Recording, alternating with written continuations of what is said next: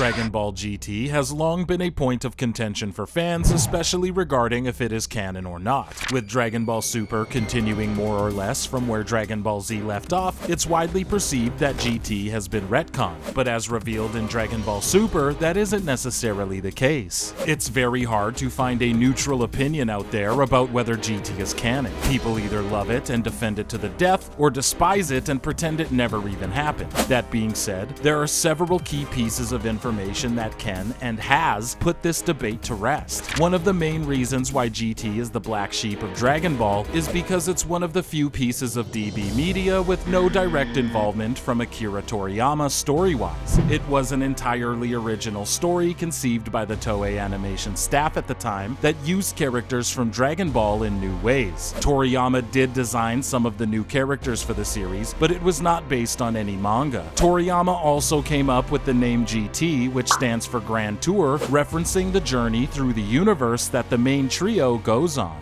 GT follows a newly de-aged Goku thanks to Emperor Pilaf, his granddaughter Pan, and Trunks on a journey through the universe to find the Black Star Dragon Balls. If they aren't collected within a year, the Earth will explode. The main goal of the series was to recapture the feelings of the original Dragon Ball series, veering away from major fights until major climaxes and settling in on the adventure itself. GT did introduce iconic pieces of Dragon Ball media that fans have embraced, like the Super Saiyan 4 transformations. For a lot of fans though, GT simply fell flat, and the good things were too few and far between for them to endorse it. That being said, and despite fans wanting to forget about its existence, Dragon Ball GT has been considered canon by Shueisha and Akira Toriyama himself for a relatively long time. There have been multiple official Dragon Ball timelines over the years. These include the Chosen Shu 4 Dragon Ball Super Encyclopedia, the Akira Toriyama The World of Dragon Ball Art Exhibition, and one created for the 2017 Dragon Ball Tenkaichi Budasai Festival, specifically dedicated to celebrating the franchise. These three timelines are the biggest proponents of protecting the canon status of Dragon Ball GT, as Akira Toriyama himself signs off on them as canon. So how is it canon? Well, in Dragon Ball Super, it's revealed that there is in fact a multiverse, and the events of Dragon Ball GT simply took place on another timeline within one of the 12 remaining universes.